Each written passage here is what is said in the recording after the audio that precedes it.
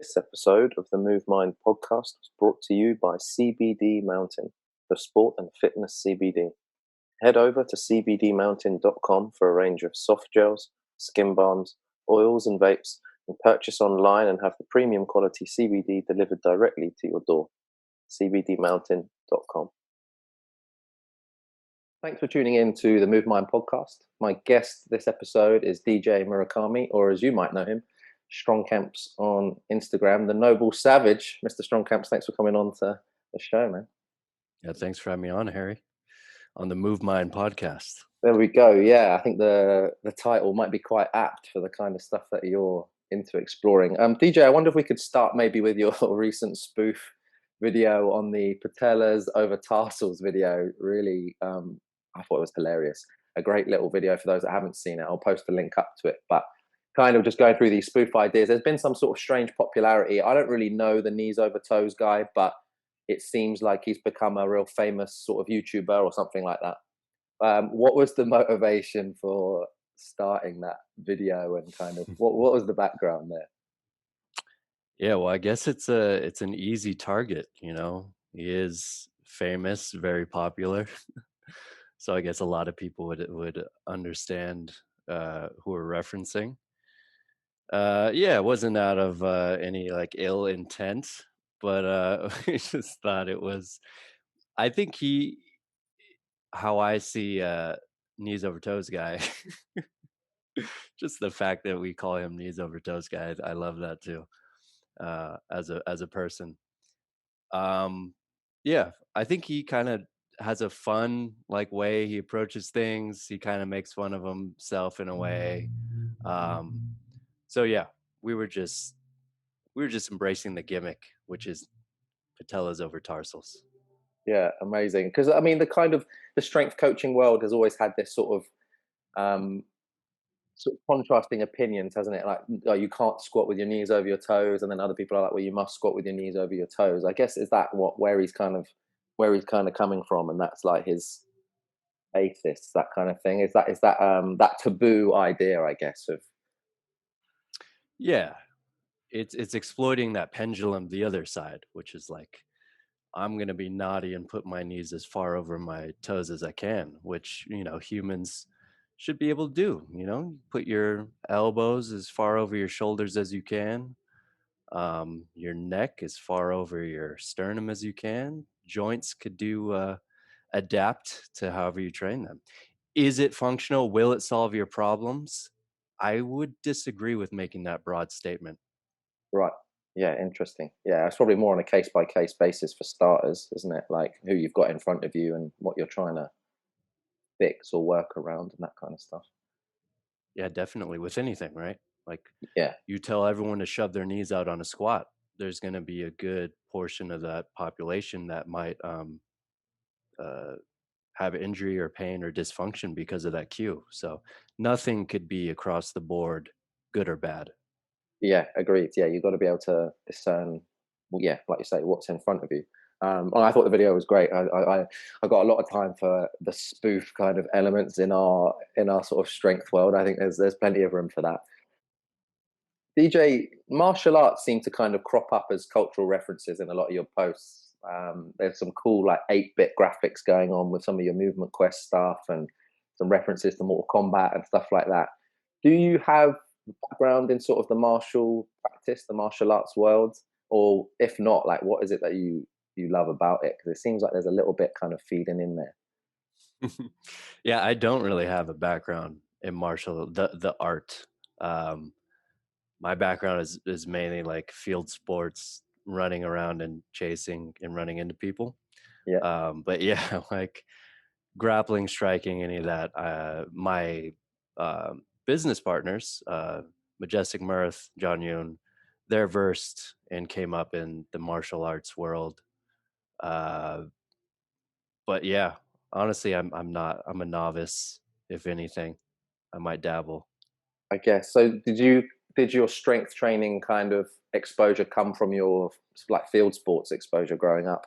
Where did the strength kind of passion come from? Yeah, I think that's why I was um, somewhat competent when I started strength training, was because I guess essentially I was since 7 years old, trying to move other people who were fighting against me. So I was dealing with loads in my hands and with my feet for a while. And then yeah, because of football, I was in the weight room training in high school, and I fell in love with that. But yeah, strength is always effort, producing force. Was always a pretty big part of my life. Looking back, Yeah, interesting. It seems like you've got a bit of an interest towards the Tai Chi, like Qigong kind of angle, or the breathwork kind of angle. Would I be right in making that assumption? I'm not really familiar with Tai Chi, uh, Qigong. Not in practicing it, but I know you've got, or maybe I've got the wrong end of the terminology then, but I seem to remember on your website you had a Chi talk kind of thing going on. Yeah, yeah. What's the premise behind that? 'Cause I know you're a fan of the talk bar, which I want to get into later because that's some cool shit. hmm Yeah, I guess that was kind of a tongue-in-cheek name we created, a little esoteric bent on it, but it was just a course of creating and playing with different combinations and different generations of movement through torque, which resulted in some kind of flowy type of body weight movements. I think that's why we kind of played around with the chi torque, put that in the name, because it is kind of we're channeling tension, and I guess you could embodied that might feel like energy. Um, but yeah, that's a big. Me and my friend Chris Chamberlain created that course, so that's kind of the lens I personally use when I'm approaching programming, movement assessments, which you could, pick any lens you want. There's 100 different ones, and they're all kind of stories we use. Yeah, that's cool. One of my first training books I ever got as a kid was I think it was called Dynamic Strength by a guy called Harry Wong. Yeah, it's a great book. Yeah, you know it. Yeah, like flowing isometrics was his It's kind of idea. isotonic Yeah, flows. Yeah, yeah, isotonic flow. So maintaining tension whilst also moving limbs. Now it was a bit beyond me as a 11-year-old because I was like, I figured out who Bruce Lee was, and I was like, cool, let's go and start training. But I always remembered that book in terms of, yeah, creating creating tension whilst moving limbs through space, um, to kind of explore all vectors of sort of movement that you can produce force in. And it seems to like there seems to be almost like a crossover in what you're explaining there and creating torque and applying it on these sort of various vectors. yeah, definitely. I mean, that's I guess you could group a lot of um, like old time strongmen in that category too. Charles Atlas, Yeah, Maxick. These people were doing a muscle control isotonic practice with really no weight, just with your body. And I think before bodybuilding and then powerlifting, Olympic lifting kind of had their stronghold in the fitness community, that could have been another evolutionary branch of how we conceive of the physical practice, fitness. It very well could have been that we're living in today. And I think there's a lot of merit, a lot of value and benefit behind because I consider it an internal practice. It's not so much the external load on the bar or completion of a task from A to B, which is a lot of times exercises are human inventions, and the standards are arbitrary. It's whatever you make the rule of. You got to start from here and finish from here.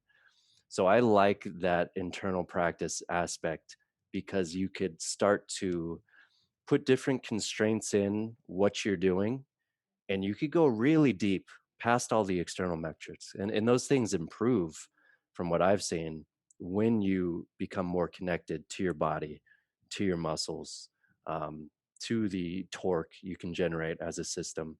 So yeah, I think it's a valuable approach and mindset behind movement that used to be pretty big, and that maybe today is different. I don't know if it's because it's not standardized and you can't tell on Instagram as well that you're PRing. Yeah, it's standardization is a really interesting point. So I was going to ask you there is that how can you how do you know that you're progressing if you're not using metrics on something like an internal practice? Like how do you start to understand the scale of progression there that you are going forward, or is progression and going forward not actually the point? Is it just about tuning in and just having a degree of sort of presence and increasing perhaps awareness, maybe? Yeah, I like to progress it, you know. I like to PR every day, to always push the boundaries and improve. The issue is it's more subjective, which, you know, a lot of people aren't going to like. But from the point of view of the individual practicing it, it's going to be sensation, feeling, but also tension. And that you could tell. I mean, you could use tactile feedback to say, you know, are you contracting and keeping tension through this muscle? Are you displacing the tension elsewhere? And this will kind of, a byproduct will be joints and positions, which, you know, you could look at. But I think what's more important um, is the subjective qualitative feeling. And that, you know, you can increase the tension you create through greater ranges of motion, you know, like Harry Wong was kind of doing. Yep. You could also produce different tensions through the same range of motion, which is kind of, I guess, with like the isotonic practices, like in dynamic strength, it's you're just squeezing and bracing, irradiating, and going forward. But with the concept of torque, like Julian Pineau has this torque chain concept, you can create different, you know, there's multiple directions of tension you can create through the body. Yep. And now, you know, it's adding a whole nother dimension. So I think, yeah, there's a whole world you can play with there. It is guided subjectively, but I think it's tied to physiological metrics that I just don't think we have the ability to measure yet with the technology available. But it is linked to, hey, you're going to produce greater force. You're probably going to be pulled into a certain direction of joint position. But those things are just byproducts. And I don't necessarily think that should be the main objective in this mindset, at least. Yeah, you strike me as a chap that has quite an exploratory approach to your training. Is that fair to say? Like you like to explore perhaps off of the program spreadsheet, or do you also follow programming in stuff that you do, say, strength training, for example? Well, I have a framework, I guess I follow, but yeah, there's a lot of room inside of it to explore. Yeah, I love that. Can we unpack the framework perhaps a little bit on how you kind of like to structure stuff? Because to an untrained eye, it's cool Instagram videos of impressive feats of strength, which I love. I think feats of strength are great. But perhaps to someone that knows about training, you know that you don't just arrive at doing a one-arm farmer's hang, like a one-arm suitcase farmers and a one-armed hang on a bar with load. You don't just do that on your first day. There's something going on behind the scenes there. So yeah, what's your sort of like framework and approach there? Because that's really interesting. I like the fact that you've got room to explore within the framework. It's not just militant to the rep. And Hmm, yeah.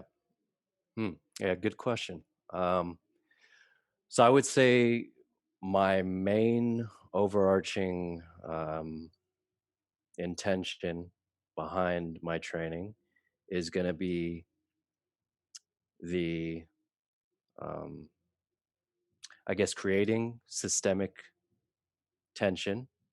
And, you know, we have different ones. We have, this goes back to the tutor course. We have like 8 intentions that we kind of lay out and how to tap into them, connect to them, and produce movement through them. So that's kind of like our patterns that we tried to build. And to relate it to another lens, like maybe your patterns are, hey, we're going to do frontal plane, transverse plane, sagittal, which is really just, we're just drawing lines somewhere and creating it's like numbers, you know, you have to create something so that we could have a reference point. For other people, it might be body part splits, it might be push pull, you know, straight arm push day. It might be, anterior lower body day, posterior.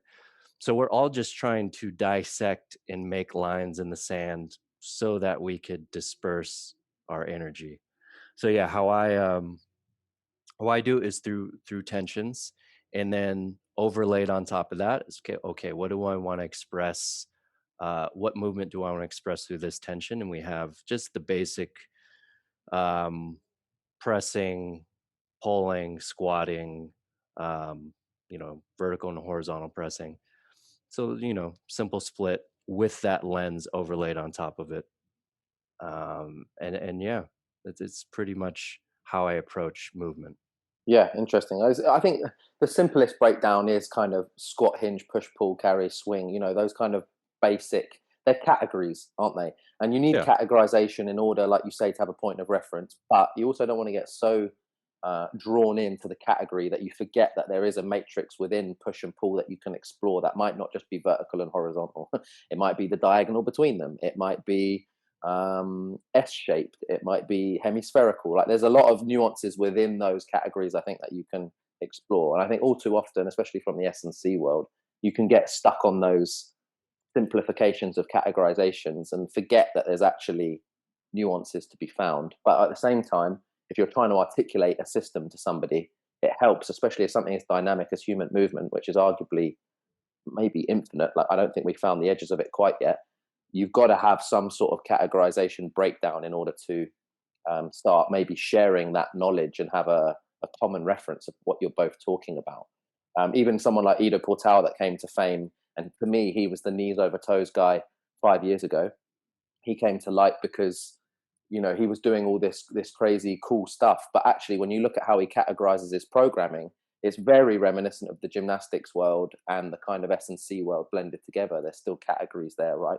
Straight arm, bent arm, push pull, squat hinge, that kind of stuff. So yeah, I think you do need the categories. Like even jujitsu, I'm a jujitsu head. Jujitsu is arguably one of the most crazy movement kind of games on the planet. And even then, if you're trying to teach it and share it, if you don't have categorizations and names of positions and nomenclature and lexicon to draw from, you're going to struggle. Like you can't just say to a student, "Oh yeah, that position where dot dot dot." It has to be specific. It has to be, and anatomy is a really good way to articulate that. But there's still categories and kind of sort of subtitles that you need to follow. So yeah, it makes sense that you've broken your course down into kind of those basics. But I like the fact that you're layering those tension ideas on top. Could you allude to maybe, obviously I want people to get your course. I don't want you to just give it all away, but Oh no, I don't have a problem with explaining it. Yeah. yeah, the couple of the tension layers that you're layering on top of those vectors. What kind of stuff are you layering on top there? Yeah. So an easy way to visualize it is between internal and external torque. So the movement pattern is a good. I mean, we need language, we need words to transmit the feeling and experience we want to give other people. But the issue I've seen is people who could squat over 300 and pull under 300 and have an issue picking up a sandbag or a rock. Same movement, same pattern with the body, different tension required. Same thing with pressing. Barbell, they're taught a lot of times, CrossFit world, rip the bar apart, chest up, press the bar. You put a sandbag in their hand, once again, completely different tension, but the same. If you were just to look at their joints through an x-ray, they're kind of doing the same thing, but it's not the same thing. It's totally different. And it's ends up as in they're making a different shape with their body to kind of produce the force they need. They're not used to producing this kind of tension through this range of motion. Um, so you could apply that to every single movement there is, and now it splits into two. And then, our thing is, well, how many other ways can you split it in different combinations? So now you have different frameworks of approaching the same movement.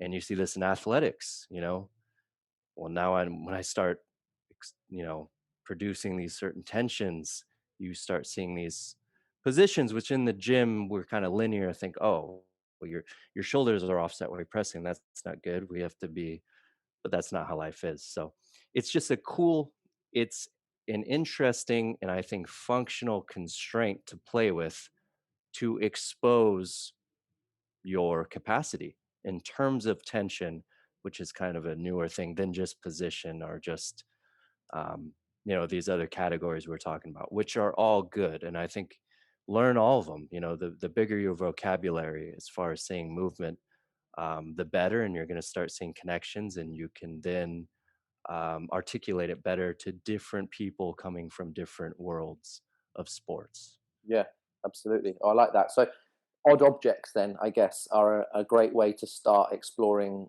the fork, would you say, if you're new to this kind of idea of tension. So like you say, it says sandbags, I guess water filled objects, blocks of concrete, logs, something that's maybe not as balanced as a gym, a sort of a manufactured piece of gym equipment that's designed to have even load and kind of be somewhat symmetrical. Sandbags are, yeah, so anyone that's lifted a sandbag knows that it's a different thing to a barbell, right? It's just, it wants to go dead weight on you and shift its load to places that you weren't expecting. Yeah, it's really interesting. I worked in a woodworking factory when I first came to Canada, and my job was milling logs down, big cedar tree stumps, and I had to mill them down to size. Sounds like such a Canadian job. It is today, but it's supposed to be like, yeah, lumberjacking indoors, basically. Welcome to Canada. And it was really interesting though, because I was training my jiu-jitsu alongside, and I wasn't lifting in the traditional sense. I wasn't in the gym lifting. You do an 8-hour day milling logs, you're not going to go and lift, because you've got to lift these logs up onto your platform, mill them down, lift them off. I was probably doing about 10 reps a day, but they were 85, 90% of probably what I could lift max. And one of the comments from my training partners was, "What training are you doing at the moment?" I was like, "Why?" He's like, "You feel really strong."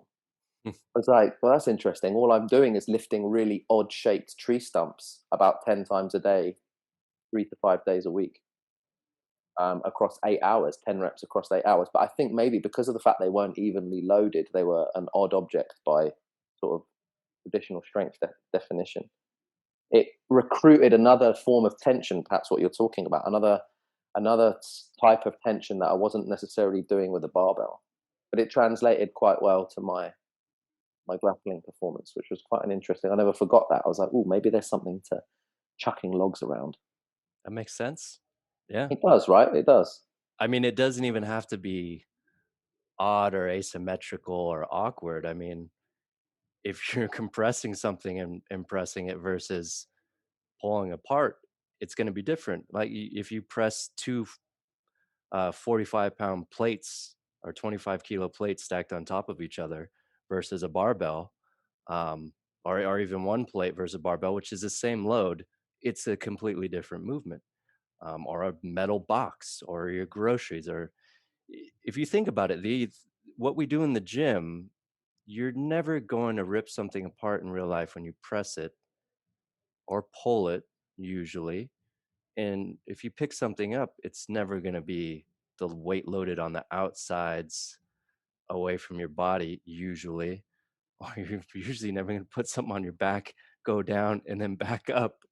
um, and I love barbell movements, don't get me wrong, I think it's a good great tool.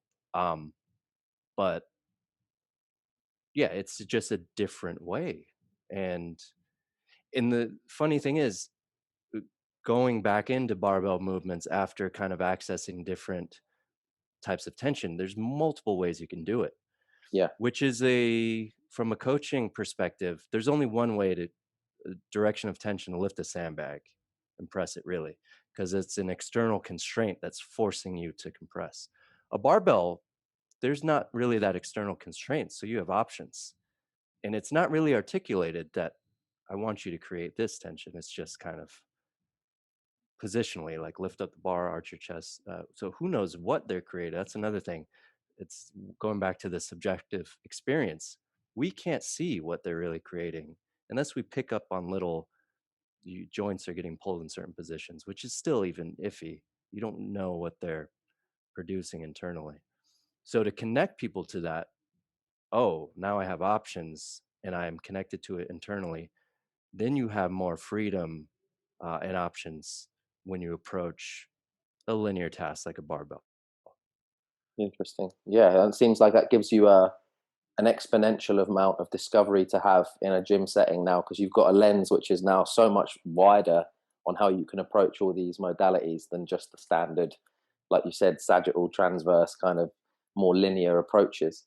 You had a cool video of doing the Duffalo bar Zercher, which I saw, like Zercher dead with the sort of the bent Duffalo bar, which was cool. And I find I only recently started playing around with Zerchers as part of my sort of programming and own strength training. I really like that as a movement in terms of, like you say, of all the different movements that you're going to do. Zercher is probably the one that's actually the most accurate in the way that you're going to pick something up. Because most of the time you've got to use your arms to get it up off the floor. I thought that was quite a cool little thing you sprinkled in there. DJ, I wonder if we could maybe go a bit more down the psychedelic route, because I know you understand psychedelics quite well from a personal experiential realm, and then also you've got an interest in it as well, just kind of, you know, intellectually, and where the research and science is going. So I first really tuned into what you were doing when you posted a very interesting picture, and I'll try and describe the picture, but I'll also post it for people to have a look. And it's you doing a forward bend, forward fold on a small raised box, and there's two pictures comparing two folds, and one of the pictures says cannabis and the other one says psilocybin. And there's a noticeable difference in the depth of your forward fold from the psilocybin picture compared to the cannabis, even though both of them are pretty impressive in terms of your fingertips are past the level of the floor or box or your toes. You had the title accompanying that, Microdosing and Movement. I wonder if we could maybe unpack that experiment a little bit. I've got some sort of quotes from your article too that we can maybe go through. Um, could we maybe start with like the idea around where that came from? And I mean, I have the protocol here. Maybe we could talk a little bit of that in terms of like dosing and cycling and that kind of stuff, because I think it's very interesting. Sure, yeah. Well, I guess psychedelics were a big part of my life. Not as in I'm not like I wouldn't consider myself a psychonaut or anything, but they were important to me as far as life-changing experiences for the better. So I was always kind of interested in psychedelics from a self-improvement standpoint. And of course, I'm in the movement fitness sphere, so they kind of collided. And I was wondering uh, what kind of combining them would do, what the effects would be on movement. And I hadn't really seen too much about that, so I just started kind of experimenting and tracking some metrics and journaling. And I had some friends who were experimenting with me. My friend Tom Mountjoy is at Primal Movers, and we had a little group that we were also having do a protocol and tracking stuff with.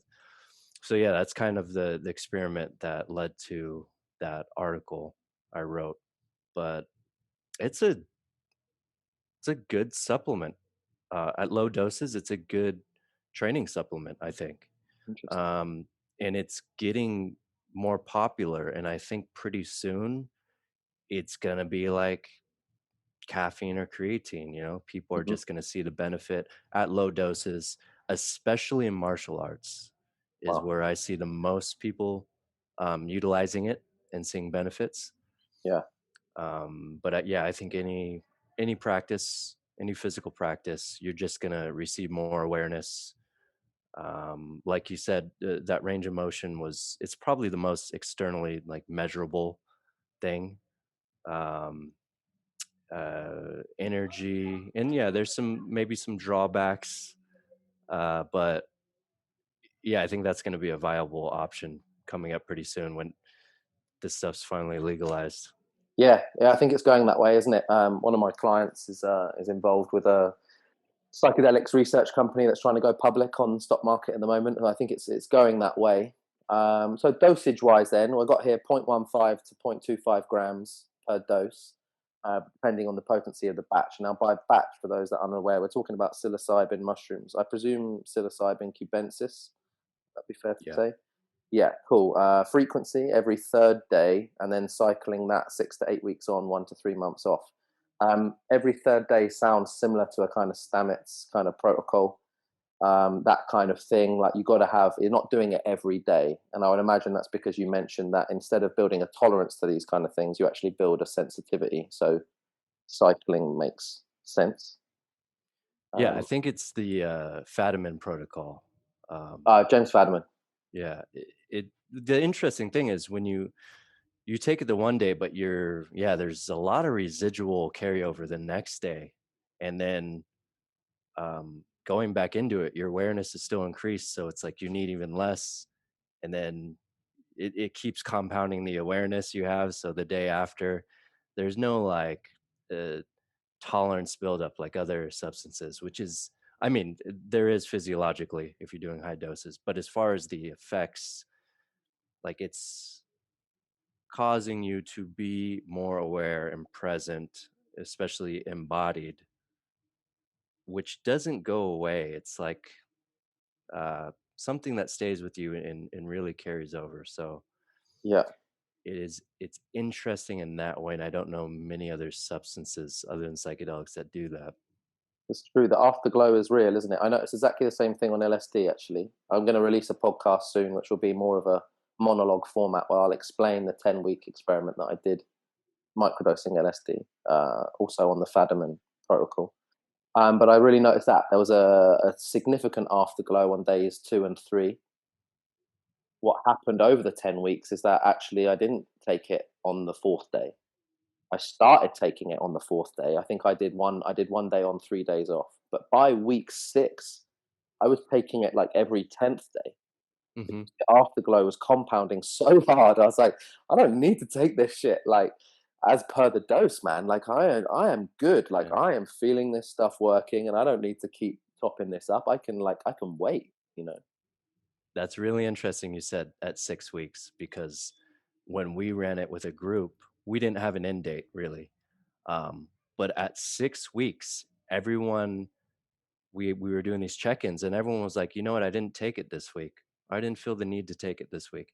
Amazing. Like they were totally like, yeah, I'm good.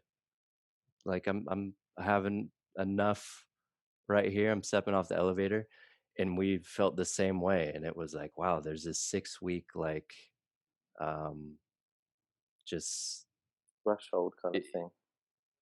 yeah, it's, I guess that's why it's non-addictive. They've shown that in studies, and it's here you go. You're forcing people to take it on the schedule, and they just stop. Yeah, yeah, how crazy. Yeah, everything else people would probably be taking it earlier than prescribed if it was addictive, right? And then Or with it more, yeah, they would need more. Yeah. more, yeah, especially if there's a tolerance factor, but it was, yeah, completely the opposite, which I really found interesting. Now, according to your kind of results and experiences there, the energy, I'll quote you here, it says at this dose, so 0.15 to 0.25, there's no crash, and the energy lasts well into 6 hours, which is very interesting because I also experienced the same thing with on dose day with the LSD. Man, my training, my workouts were going through the roof, man. It was unbelievable. It was a lockdown period when I started this. So for us, like I would cycle to my local park here, Stanley Park, and then there was Just logs and like Albert tires. Hoffman, huh? Yeah, yeah, we do. Honestly, DJ, I've never cycled to that park so fast in my life and been so not out of breath. I was good. I was like, I'm good, man. Mm. And then I'd be picking up these stones and rocks and logs and tires and just running around the park like a madman for a good 90 minutes to 2 hours. I'm like, I am good. I can do more. My volume increased. Arguably, the intensity of the sessions increased on dose day. I couldn't believe it. It was like a latent unlocking of energy. But like you mentioned in your piece, it wasn't so much a nervous energy, but more kind of excitement. It was a more an excited kind of, I can't wait to do this, rather than an anxious, I'm not sure how this is going to go kind of thing. Yeah, very different than like caffeine or stimulants. It's a, because I mean, energy is, it can be internally produced, right? When you hear a song that has meaning to you and nostalgia and it gets you pumped up, where is that energy coming on? from, you know? It's just produced from the mind, from your perception.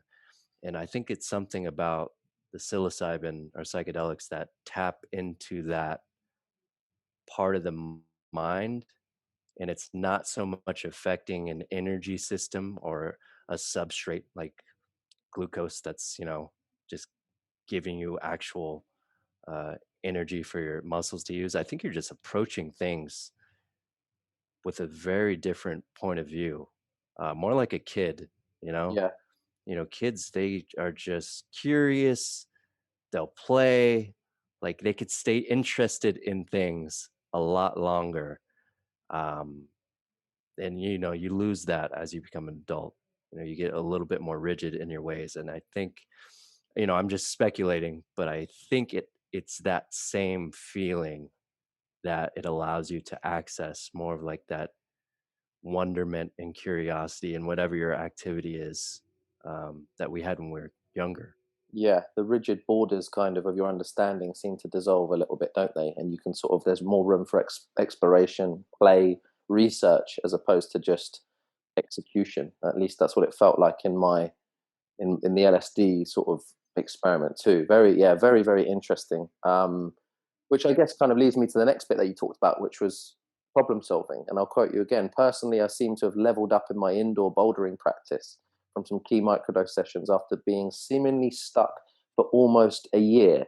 That's massive to anyone that climbs for a start. If you've got a nemesis problem in that gym and you've been chipping away at it, or a nemesis boulder somewhere outside, and you've been trying to solve that problem, sober, let's say, for a year, and then you can go back and microdose, and you've suddenly seen the problem through a new lens.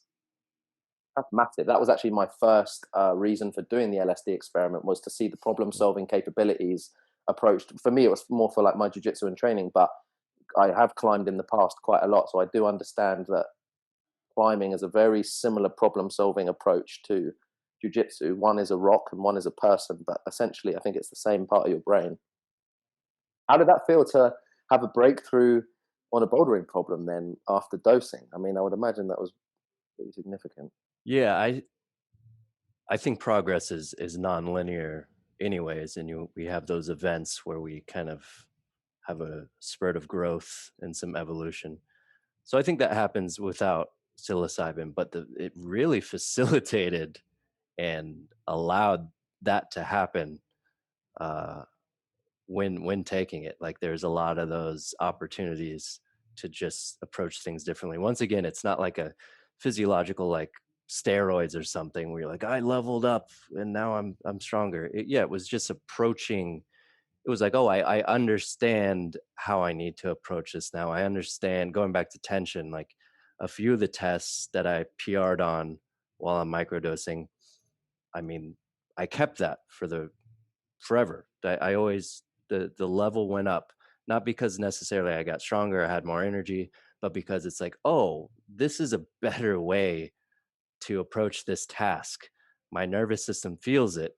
I'm just going to do that, automatically from now on because it feels better. It feels stronger. So yeah, a lot of things like that were happening. I'd be interested in how did it affect your jujitsu practice?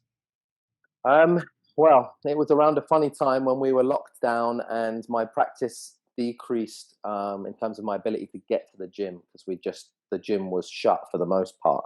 But what I did notice is that my initial instinct of approaching, let's say, a certain vector on, this is going to be a pretty specific explanation for people that don't grapple, but if I was trying to pass somebody's guard or essentially get past somebody's legs, um, in jiu-jitsu, there's many ways to do it, but instead of accessing the methods that I had been taught formally, I was more open to exploring other vectors and directions instinctively. Mm, It almost mhm. bypassed conscious deliberation of like, I'm going to set the intention of doing it. I just did it. There were legs in front of me, and I just went different ways. But, oh, it's really interesting. Like, I didn't access one of those formal techniques that I've been shown at all. I almost created my own kind of solution to the problem in front of me. Now, if you went back and looked at what I did, there's probably also techniques of what I did. It's not like I Hmm. invented anything new, but relative to my database, it felt new. Like you said, with your, like, you know, test variations or testing that you did with your strength tests, your nervous system just kind of found another way to do it that perhaps was either more efficient or just better for you to PR. And it was a kind of a similar parallel to that in the jiu-jitsu format. I found a new pathway that was unique to me at that time, instinctively.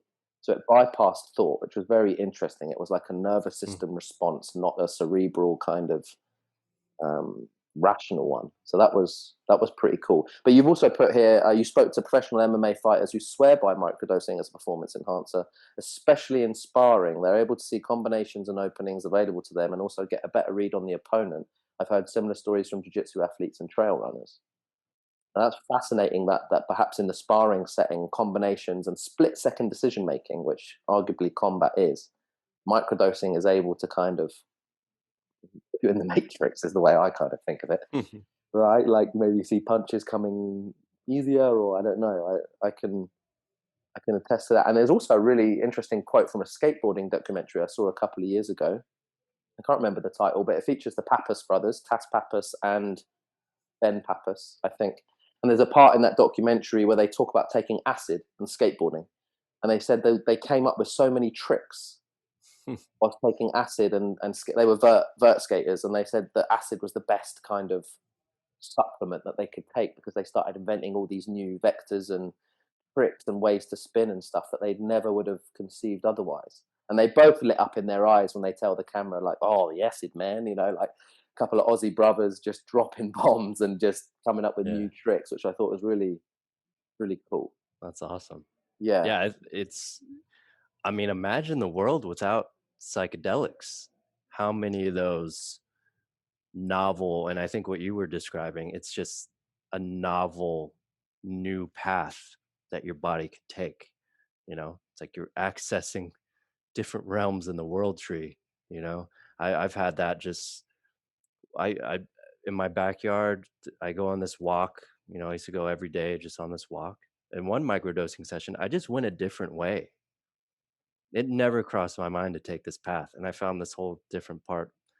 It's the path's always there, but you're open and to take it. And I think this is why, skateboarding, oh, here's a novel way to do this. Whether you're a Nobel Prize winner in science and, discovering the double helix, I'm sure the psychedelics had a little piece of that. Look at Silicon Valley tech. Just we're co-evolving with these chemicals and substances that are altering our brain chemistry, and we're producing all of this stuff and artifact and technological and even through movement. So I think it's fascinating to zoom out and look at it like an alien. Like this is a thing where um coexisting and co-evolving and co-creating with. So I think we should give it more respect. I would really like to see a side by side world where our population didn't have that, and what different kind of innovative state we would be at. yeah. I think it would be monochromatic and HD. I really do. I think you'd have a real grayscale world versus a really nice, colourful, and sort of thriving one. I really do. I think it, like all the stuff we've just explained there, we're talking about accessing new dimensions of possibility that we didn't rationally think of. I'm very guilty of sticking to the same route going to work, for example. When I go down to the gym and I'm coaching, I take the same route all the time. There's loads of routes I could take, but I just lock into that route because it's like, yeah, it's efficient. I know what I'm doing. I can get there quickly. I know for a fact that when I was cycling down to the park on LSD, Hoffman style, that nuances in routes and changing my way into the park just became great fun. Exploring how I used the field when I was in the field. Just I wouldn't even go about the same session twice. It was just like it was, yeah, the possibilities were wide open there. So I think you're right. I think there is a lot more scope for them, like researching them. I think there's a lot more scope with playing around with sort of personal experimentation. I think the next experiment I like to do would be a jiu-jitsu specific one, and literally just dose to go and drill or go and train and compare that. I think that would be really interesting. Do you still microdose now with your sort of just as a daily kind of thing, or do you just find that you do it in bouts? Yeah, I do it in bouts. Um, I'll usually take 3 months off and then do a month and a half, and then 3 months off. Um, I'm going to start experimenting with just 1 day a week, I think, higher microdose, um, and just have a day where I play around and experiment. Um, so I played around with that. That protocol is interesting for movement.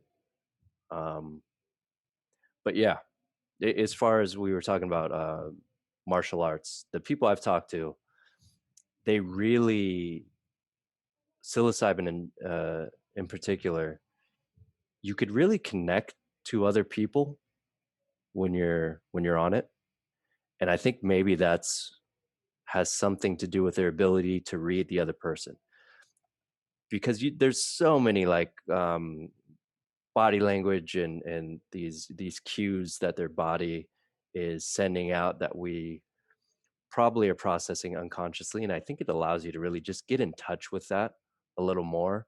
So reading patterns, which is a lot of what martial arts is, I think. Yeah, Reading someone else's patterns, picking up on it.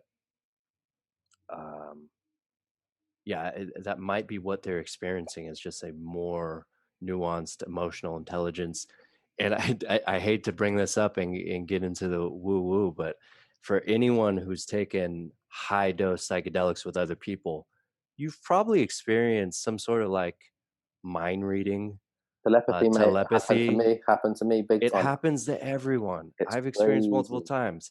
Someone who hasn't really dabbled in psychedelics, they're gonna think that sounds crazy, but it's a phenomenon. And once again, maybe there's just something we can't measure yet that we're picking up, and it could even be body language. I doubt it, because there's been some pretty profound, like shared hallucinations is a big thing on certain like ayahuasca and other things. Yep, Like people will DMT. see Yeah, the same things. yeah, Yeah, true. LSD, I've had one of those shared hallucinations that was confirmed days later without talking about it. So something with our species interface is connecting on a different level.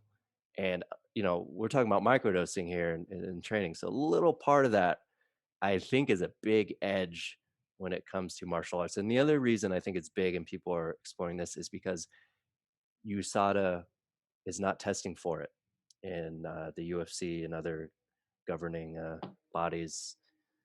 So you could do it. And I think people are taking advantage of that, Yeah, which is sad. I mean, you can't have any THC, but go to town on mushrooms. But yeah, yeah, we're seeing an experiment and people are seeing good results. yeah. Very interesting. I think that'll be the next experiment then, DJ. I'll have to keep you posted on is a psilocybin dose approach to sparring in jiu-jitsu. I wonder. Yeah. I think you're right. There is an interface there where there is a collective unconscious. I do believe in that. I have experienced the telepathic um, phenomenon whilst absolutely out of my mind on high doses. I have felt that. I've also, even on DMT, like had the experience I had on DMT, there were kind of what I called almost archetypes, archetypal characters within the trip that come up in text from all corners of the world, like and people that I've never met before will tell me, and I'll be like, how funny, like I saw the same kind of archetype my experience. So there's something going on there, isn't there? Interdimensionally, there is something going on that's more collective than we're perhaps aware of. The last little bit on your microdosing experiment, DJ, was the sort of the active flexibility increase. Now, I just wanted to talk about that quickly because in your comparative photo of your forward fold as one of the tests, I think if I'm right in remembering, the cannabis kind of one was a bit more sort of passive. That was just kind of like folding into it, and you found a slight increase. But with the psilocybin, it was you had, I think, DOMs in your abs, because your abs were cramping because you were able to engage them in such a fashion to now pull you deeper with compression into the fold. And your kind of conclusion here, this leads me to believe it may be a valuable tool in aiding progressive end range strength training as a means to increase mobility, which I think is very, very interesting. Like, what was it like to come away with like sore abs after kind of doing that test? That must have been quite a sort of Yeah. light bulb moment. I mean, I've had that before with like isolated in range, lift offs and training, and you're like cramping a muscle. But a forward fold, that, yeah, to have it on that kind of global movement was really interesting. Um, It was Especially at the cold too, bottom. right? That test, that Yeah, was it was cold, cold. which is important to state. This wasn't you doing reps and reps and reps and priming everything to get deeper. You did it cold. Yeah, they were both cold. And the cannabis, it seems more like in the realm of yoga, it would be useful because it's just relaxing and you're like, ah, stretch. Yeah, but the psilocybin was very an active pull on the short range tissue, and I felt it. Yeah, and I think because in that stretch in range position, it's a very vulnerable place to be for the nervous system. So I mean, that's my friend Tom Mountjoy who's saying, it's almost like you're bypassing that stretch reflex. You get that extra 20 degrees. And if you look back to the brain, what's happening on psychedelics is the amygdala, these fear response centers are kind of inhibited. And maybe that's the connection here is when you're in these vulnerable in range positions of your joints where you kind of don't want your body to go. If you were to give someone anesthesia, you could probably put them into the splits pretty easily, right? It's their body that's protecting them, which is bringing it in. So I think the reason you're able to, okay, now I'm going to take off the governor and I'm going to be able to generate a lot more force in this position, which, you know, is will create a safer position if you could create force in it. And also, you're creating the force like I felt in my abs. That's something you can continually train in that position as opposed to just passively stretching. That can have a more permanent increase in mobility because you're just stronger there. So, yeah, I think it could be a good tool to assist actual training in these in range positions progressively so that you can adapt. Yeah, absolutely. It kind of reminds me of the Shaolin. I remember I used to get Kung Fu magazine when I was a kid, and there was a advert in there for Shaolin Golgi tendon reflex training or something, and it was basically the Shaolin approach to getting actively flexible or increase your active range of motion. And their whole thing was about using like the Golgi tendon. I don't Is know it like enough. wushu stretching, like bouncing at in range? Yeah, some bouncy or some pulses stuff. It was pretty aggressive, basically, because when you look Mhm. at like what they can do as an end result of that program, you're like, holy shit! You got these kids like, picking up like apples off their head with their own feet and stuff. It was just like pretty crazy. But I wonder if they know something like through their ancient texts and tuition about bypassing that fear response by using, I don't know, meditation or some kind of deliberate practice. Fuck it, maybe even mushrooms, when they never told us, but something in there where they're bypassing that kind of fear response. So they can access those deeper levels of range of motion with tension, not just passively in the kind of yin yoga sense, but actually getting strong there so they can do splits on a pair of chairs and get hit with a sledgehammer or whatever they do. I wonder. It seemed like a similar kind of um, light bulb moment for both parties, right? Psilocybin, yeah, active end range, and then Shaolin, they're like, yeah, Golgi tendon, because I think Golgi tendon has something to do with that fear Yeah, response in yeah. terms of hanging on, right? And if you can get past that, you're good. Interesting that psilocybin can take you maybe straight there. Yeah, one to practice and play with a little bit more, I think. DJ, Torquestick, talk to me about the Torquestick. It reminds me of a piece of kit from the 80s infomercials that you'd see in the middle of the night for home fitness equipment. But you do some pretty cool shit with it. What is it, and what do you kind of like to use it for? Because I see it crop up a lot in sort of your posts. Yeah, it's actually been around since like the 50s, 60s. It was, I think York and Weider used to sell those. And then you'd see them in like bodybuilding magazines with Arnold and Franco Columbo and some other Dave Draper, which I don't think they were actually using it, to be honest. I think they were just selling it in Selling magazines. it. Yeah. But yeah, it's an old school. I first saw one at like a swap meet and thought the same thing. There's like $5, and I was like, I'm not buying this Suzanne Summers Thigh Master looking thing. But yeah, I a few years ago I began to see when I was really getting into like physical culture, old school stuff. I'd see people like John Hauser, other like strongmen, they would be like closing these things while doing other feats of strength in like big bars, and it became sexy for me again. And then people like Julian Pineau, Strong Fit, they were like using it just as a teaching tool for tension and different movements. And that's kind of how I see it, is going back to the external constraint of a sandbag versus a barbell. You have to compress. It's the same thing. You don't have to talk about anything conceptual with the Torquestick. You just put it in someone's hands, have them squeeze it, and now do a movement, and they're going to experience this movement and access it in a totally different way. Which the goal is, okay, now you feel how that is. Let's remove the stick, the constraint, and now you internally produce that. And now you have different options as far as how you want to approach this exercise. So I think it's just a practical tool to use. Yeah, it did on the outside. It does look a little gimmicky, Yeah, for but sure. yeah, I think it's just a easy, practical teaching tool. Yeah, interesting. I'm a fan of those tools as well. That sort of they bring out the response you're looking for reflexively as soon as you give it to, your client, student, or whatever. Like a sandbag, right? You say someone pick up a sandbag. It's like the first time they've done it, they're going to have a whole learning process on what they need to accomplish to get it off the bloody floor. And I guess the same with a talk stick. If you said bend the talk stick, as soon as they hold it, they're going to start figuring out that there's some kind of tension relationship there in order to make it bend. It's quite intuitive. Yeah, I'm a fan of those kind of tools. Interesting. Yeah, been around for a while. I want to see if I can find one and have a play around. The closest thing I've got to it is like the weird TheraGrip kind of bonds that are used for like the elbow tendonitis Yeah, climber yeah. world, but it's not quite. It's you can kind of. It's not quite the same though. It's too short. Need something.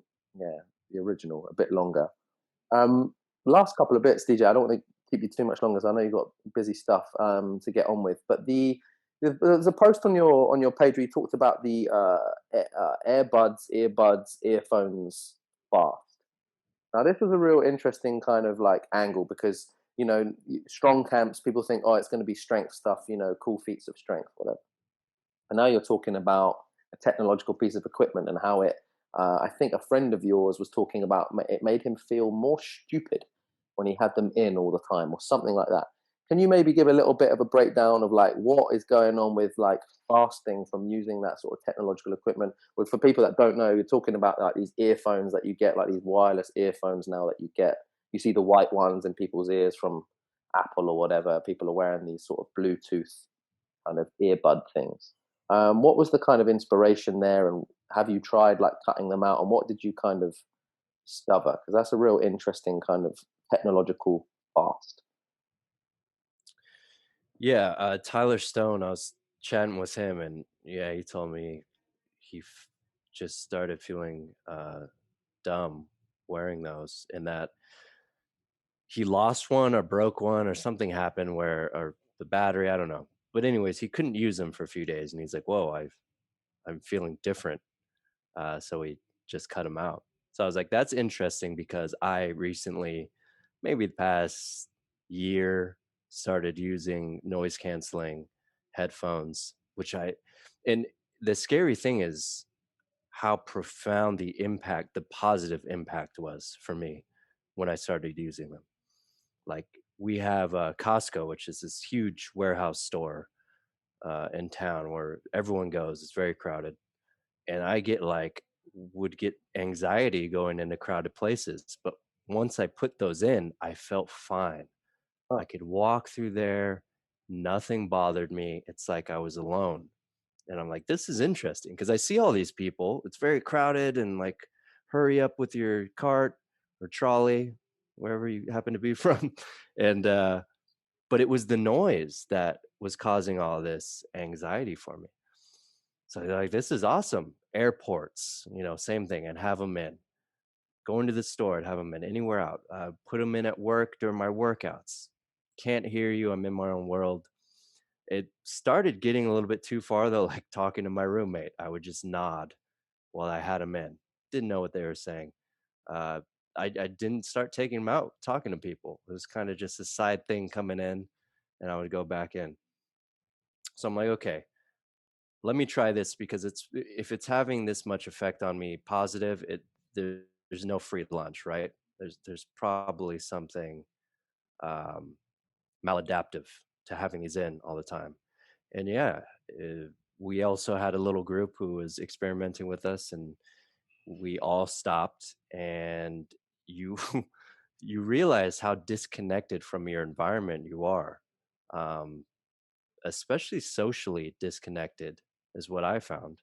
Right. When I had them in and I would kind of take them out to engage with someone, there was like this, I felt this big shift that I had to transition to, and then I would like shift back. But now that they're out, there's no shift. I'm just always kind of connected and in it, dipping in and out.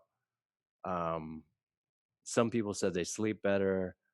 Other people um, mentioned that they just qualitatively going on walks without music and other things, just they felt more connected and present in the moment.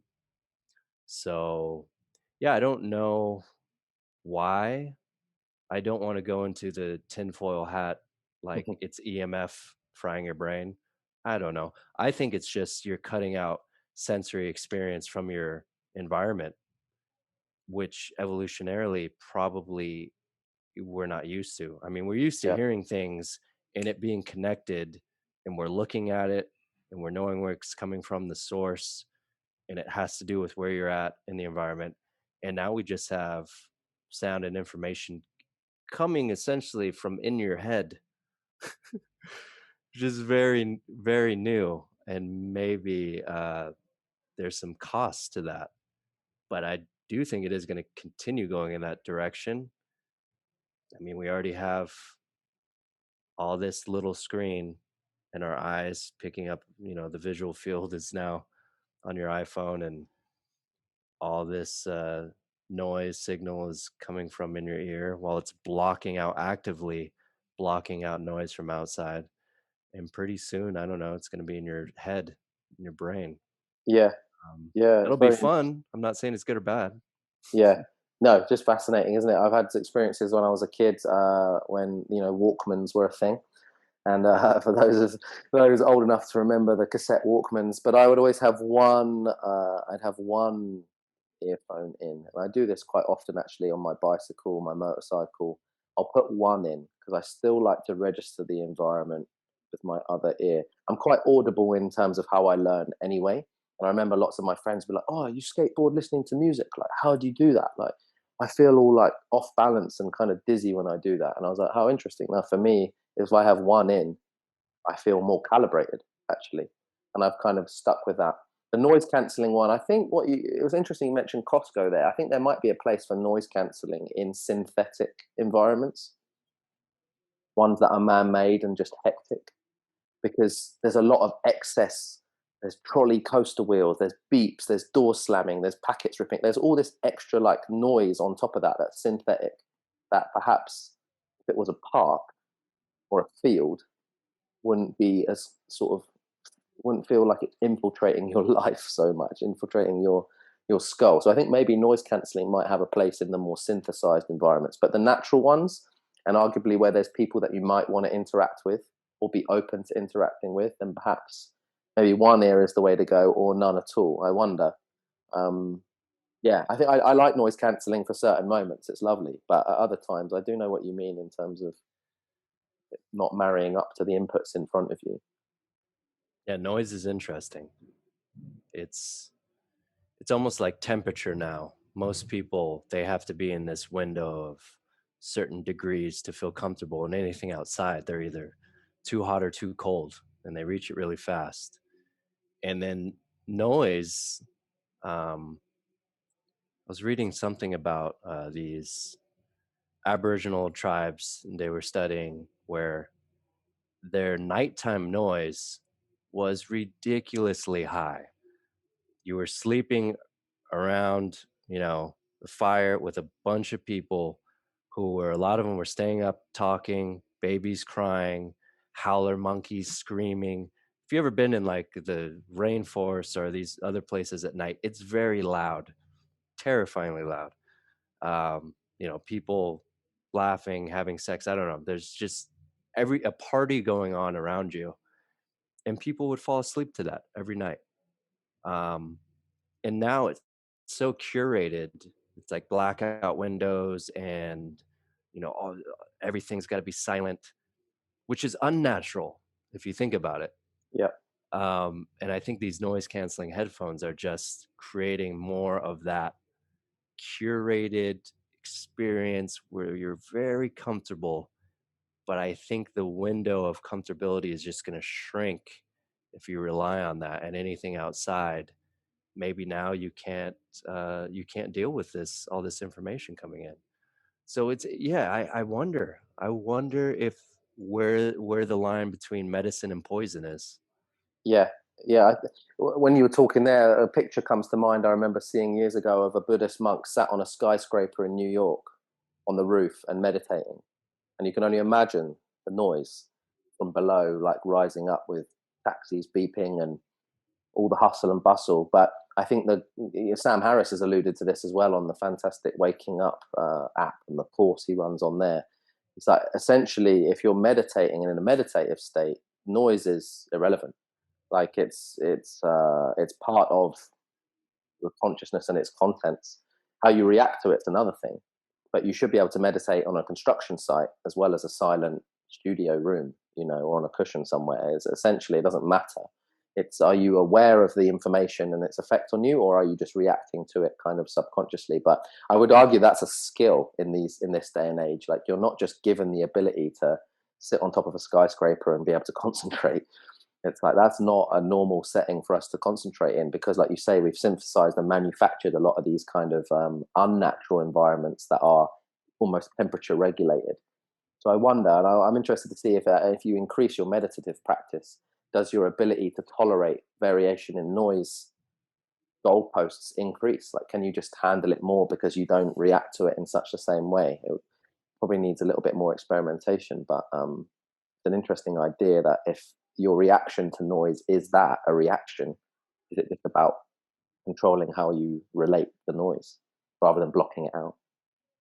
That's an opportunity. I would think you would have to start with as little um, Noise. external variables as possible when you're meditating, and Agreed. then add more in when you're ready. But yeah, it's not all about finding the most perfect quietest place if you can't translate it into the chaos of life. So some progressive um, meditation programming is probably a good idea, right? Yeah, yeah, agreed. Yeah. I mean, even ironically, doing that course that I've done a few times now, construction started outside of my room, literally, like just down Oh on the no. street there. And I was like, oh, here's the test. Radiator in my room is vibrating, my windows are vibrating. They got some sort of Waco sound cannon going on out there. And I'm like, right, this is the test, is it? I'm supposed to try and follow some sort of audible guided meditation. And meanwhile, the world is ending outside. And for me at that time, it was way too high a jump. I couldn't hack it. I had to wait till I'd do it in the evenings or whatever. I'd change because it was just too much. But yeah, I think a gradual increase of chaos might be something to look at, because, like you say, ultimately you should be able to kind of deal with that. Speaking of the chaos of life, just to kind of maybe close up here, DJ. Injuries. Now, I imagine you've had them. I mean, most people who train hard and are strong have had some sort of injury at some point to do with either training or not training, freak accidents. I just wondered what's been your approach to healing your own body that has worked well for you, and the kind of framework that you like to kind of approach if an injury does occur, or maybe even preventing them from occurring. Good question. Yeah, I think everyone's been injured who's at least a certain age on the earth. Yeah, Um, yeah, if I tweak something, um, really and this is personally what I do. I guess I have a systematic approach for clients, but first thing I do is psychologically try to reframe what's happened. A lot of positive self-talk. I'm fine. I try to move it a lot. I try to load it as soon as possible. Um, I was in a jujitsu class I had. I kind of like sprained a toe or something, got bent back, and so I just did a lot of walking on it. Uh, and it was swollen, a little purple. Later, when I could kind of get some movement on there, extension, I pulled it back and was, doing some isometrics. And I just tried to actually put a lot of attention on it and move it and put force into it as much as I could. And it's fine now. Week later, good. So yeah, my approach is putting uh, actually higher volume of gradual low intensity movement into the area for myself personally. yeah, it's very interesting. I think when you go to most decent physios, if you look at their continuum for rehabilitation of something after the acute phase has kind of ended, isometrics will usually come in as a first stage of loading, as will high frequency. Very often in the injuries I've had, isometrics is the first protocol. Can you, you know, push against the wall or hold an iso hold a position for time? And then can you do that on the hour, every hour for 7 hours for the next couple of days just to get things going again? I think that's pretty sensible. Obviously, it's a case by case basis Yeah. depending on your injury, but in general, like that's not a um, bad way of going about it. And then yeah, loading it from there as you kind of feel fit to do so. You've got to get some load, haven't you, through the area along with movement sooner rather than later. I like what you said there about reframing though. I think that's massive. And I've learned this in the last 2 or 3 years too. I tore my bicep at Christmas. And fortunately, I understood the power of reframing when that injury happened. And immediately, the day it happened, like, what can I do? And it wasn't what can I do with the bicep, it was what else can I do? So immediately my focus for strength training shifted to squatting. I was like, I can hold a bar. That's cool. We're going to focus on just going down the squat wormhole whilst doing the injury rehab stuff for my bicep. The reframing, I think, is your best friend when you get hurt because it gives you possibility rather than seeing all the doors that have closed. And I think if you want to then heal yourself and go forward, you really want to be looking at open doors and not closed ones, right? Oh yeah, the mind is a big part of it. And I think right away you're confronted with almost like, do I freak out? Do I feel sorry for myself? Or what are you gonna do? And there's like this window you could feel before the pain isn't even really a factor yet. It's just like there's there's um an impulse coming in. How am I gonna translate this, good or bad? And yeah, I was talking to um an old power lifter, like one of the first guys to break the bench press record under 200 pounds. Bud's Ravenscroft is his name. And he's like, he's got to be 80 years old now. But I was chatting with him about the old days, war stories in the gym. And he told me about this time he like was doing heavy ass box squats and he like crashed down on the box, hurt something, and everyone came to help him. And he made them put the bar back on his back and help him squat it up and down. So he finished with a successful rep. And then he was like injured for a while, but he's like, I needed to finish that. And he's like, I came back and I beat it. When I, but there was something about him needing right after he got injured to actually do it again with assistance. And man, there's something to that, you know, as opposed to running away from the source of injury, even if you are fucked up. And maybe that's not advice I would give to other people, really. But talking to you, I'll tell you that, that's something I Yeah, think is valid. Yeah, well, very interesting. Yeah, I mean, in the case of my torn bicep, like assisted. So this was really interesting. I went through physios, I went through advice, and I got questionable, I'd say, actually questionable advice beyond just rest it. I was like, that's fine. I'm not a rester. I was like, I've got training to do. My work involves strength coaching people. I have to unload and unload bars. I got shit to do. I can't just sit. But what was really interesting is I went through a continuum of exercises and research, and I was like, I can't. It was the short. I tore the short head, not the long head, Mm, and all the stuff I was doing was affecting the long head. And I was like, well, that's fine, but that's not specific. Like I've torn the short head. I need blood to go to the short head, and I need uh, impulses to go to the short head for it to start to, regroup and do its thing. Just by kind of like an off chance of not being satisfied with these answers, I went down the wormhole of research papers. And I found research papers specifically targeting paratroopers, where they had studied paratroopers that had sustained static line parachute injuries that had torn their short head of their bicep, multiple soldiers, from the way that the torque comes on the static line pull.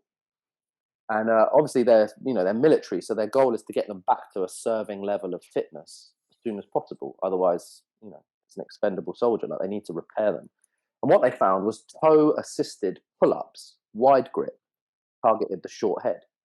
So what did I do the next day? I got straight in the gym.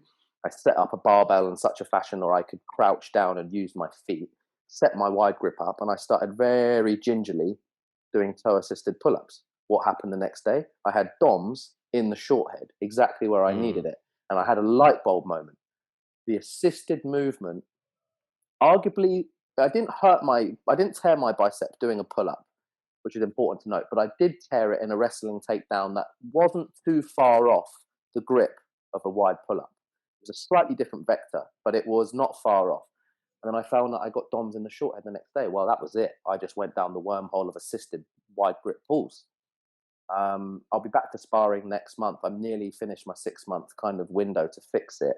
I'm Oh, back to pull nice. ups now. It's been a long road, but I've been using the pull up and assisted variations of it since I found that research paper to a really good effect. Um, Interesting that assistance came into that, as did the kind of range of motion and exercise that kind of caused the injury in the first place. Just like that chap you mentioned doing the box squat. So I think there might be something to that. So yeah, my ears pricked up on that. Of course, that goes very contrary to what maybe lots of physios and stuff tell people out there, which I still think half the time it's shit information. But Hmm. yeah, my no, my ears pricked up there when you said that, because that's exactly how I've been fixing this. And touch wood, it's been going to plan. Assistance. Yeah, I mean, the goal is not only to get as strong as you were before you were injured, but get even stronger and more resilient there so that the same thing won't injure you again. Agreed.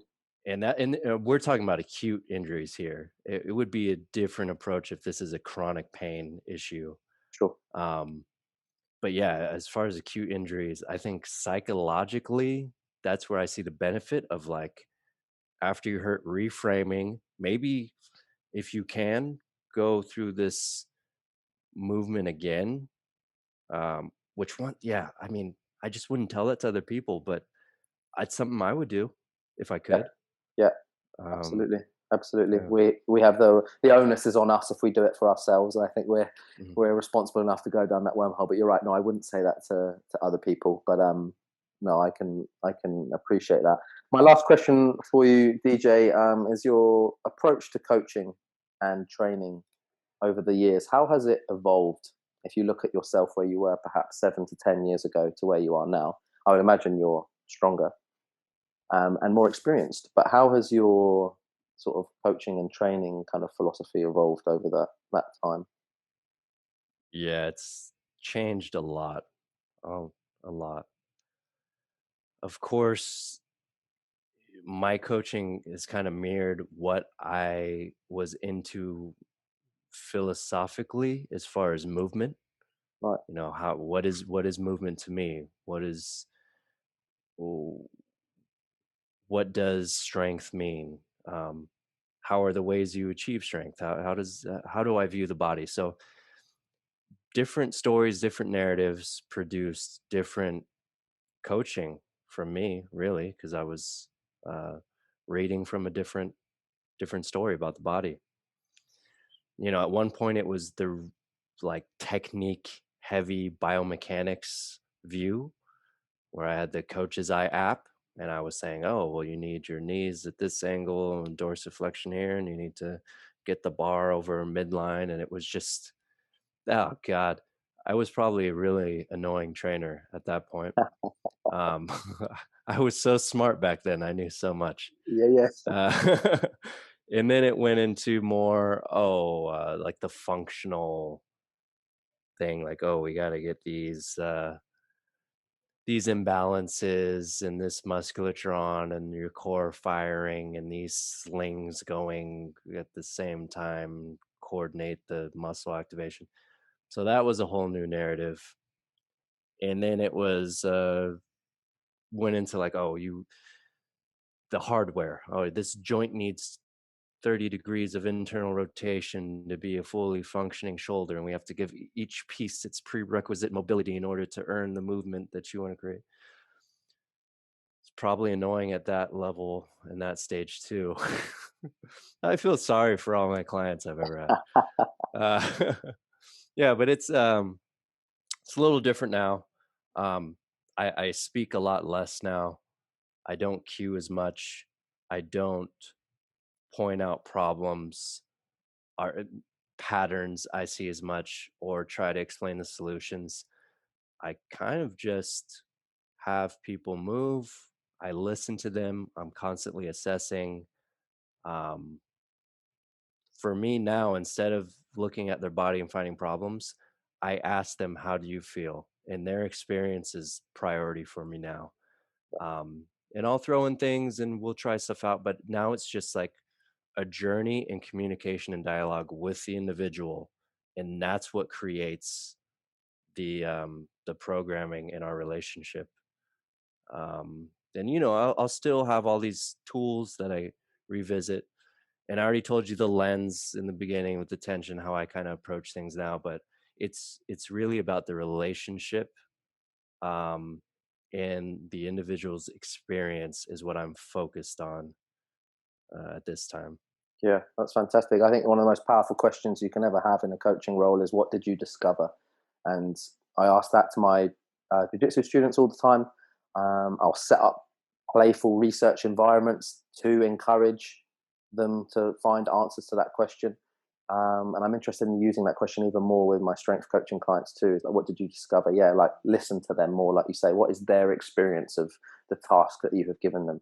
Because very often they will come up with some very insightful things which you could have tried to tell them till you were blue in the face, but they wouldn't have received it. But the very fact that you just sat back and let them expand into you and kind of tell you, you got what you were after all along. So yeah, I think that's a very mature coaching aspect that you've taken. And but arguably, I don't think you could have got there perhaps without going through those other kind of phases either. It kind of took you maybe going through those to get to that too, right? Yeah, Harry, I don't believe in free will either. So I agree with you. It's all I'm on my path. But Yeah, I agree. It's to have someone you're working with be comfortable with telling you how they feel negatively or positively or what they think, and give them some sort of room for autonomy in choosing where they would like to go. I think that's an important space to create where they are able to do that, because that's where you really learn. And yeah, like you said, allow them to articulate what's going on, what maybe they think will help, and you don't dismiss it, and you allow room for them to experiment. I yeah, think it's very important to allow room for that. yeah, 100%. DJ, this has been a fantastic chat, mate. I've absolutely loved it. We're going down the wormholes here. I could probably talk to you for another few weeks on on hours and hours and hours of the wormholes. If people want to get hold of you, DJ, how can they find you? Insta, website, working with you, that kind of stuff. Yeah, they could go to Strong Camps on Instagram, and you could DM me. My website's linked on there. That's the best place. Yeah, fantastic. Well, this has been absolutely brilliant, mate. I can't wait to see what people get out of our discussion there and some really cool experiments. I'm going to go and try the psilocybin jiu-jitsu problem solving. I will report back to you, sir, and let you know what has been Yes. occurring. Thank you so much for taking time out of your day to chat, mate. And I'd love to get you back on soon, and perhaps we can discuss further. Yeah. Thanks a lot. This was fun, Harry. Good luck with your jujitsu experiments. Thank you. This episode of the Move Mind podcast was brought to you by CBD Mountain, the sport and fitness CBD. Head over to cbdmountain.com for a range of soft gels, skin balms, oils, and vapes, and purchase online and have the premium quality CBD delivered directly to your door. cbdmountain.com.